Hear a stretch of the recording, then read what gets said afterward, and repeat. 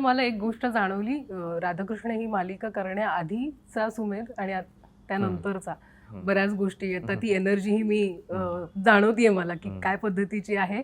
कारण तो ठहराव म्हणू शकतो आपण, किंवा ती शांतता, किंवा ते कॅरेक्टर करण्यासाठीचे जे काही पेशन्स आणि त्या सगळ्या गोष्टी तू त्याच्यातून त्या प्रोसेसमधून गेला असशील, म्हणून हा बदल आहे. तुलाही जाणवला ते केल्यानंतर? मलाही जाणवतो तो बदल.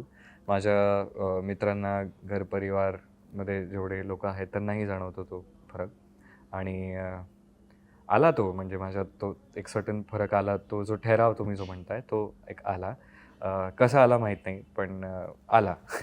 तर त्यातनं फक्त शिकून ज्या काही गोष्टी आहेत, बऱ्याच लोकांना या गोष्टी पण बोर वाटतात. बाय द वे, जो ठहराव तुम्ही म्हणताय, लोक म्हणतात ही इज नॉट इंटरेस्टिंग. म्हटलं ठीक आहे, आता नाही आहे तर नाही आहे, मी काय करू.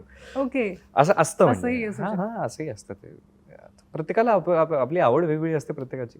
तर तेही होतं, पण मला फार असा काही फरक पडत नाही, कारण मी खुश आहे जसं मी आहे त्यामध्ये.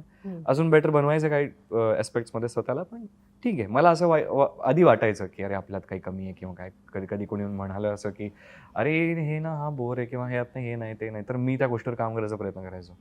आता तसं थोडं नाही आहे. आता असं आहे की ठीक आहे, ही गोष्ट नाही आहे, पाहिजे का मला इन द फर्स्ट प्लेस, माझ्यात ही गोष्ट नको आहे, ठीक आहे, ठीक आहे, नाही सर, सॉरी, असं झालं.